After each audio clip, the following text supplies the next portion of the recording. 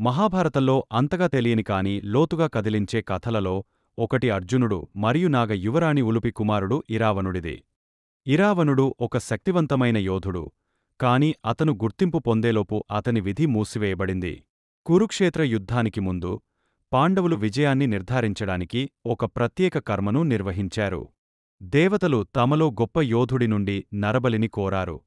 అందరికీ షాక్ ఇస్తూ ఇరావనుడు తన అచంచలమైన విశ్వాసాన్ని ప్రదర్శిస్తూ స్వచ్ఛందంగా ముందుకు వచ్చాడు. అయితే అతనికి ఒక చివరి కోరిక ఉంది. అతను అవివాహం లేకుండా మరియు ప్రేమను అనుభవించకుండా చనిపోవాలని కోరుకోలేదు. తన కోరికను తీర్చుకోవడానికి కృష్ణుడు మోహిని రూపంలో ఒక రాత్రి ఇరావనుడితో వివాహం చేసుకున్నాడు. మరుసటి రోజు ఆచారం ప్రకారం ఇరావనుడు ధైర్యంగా పాండవుల కోసం తనను తాను త్యాగం చేసుకున్నాడు.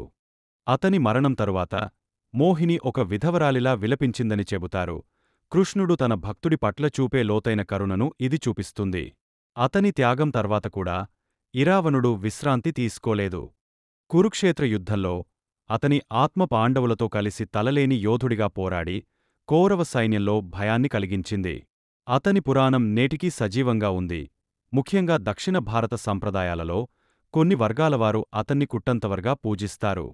ఈ అరుదైన కథ అంతిమ త్యాగం, భక్తి మరియు మహాభారతంలోని మరచిపోయిన వీరులను హైలైట్ చేస్తుంది.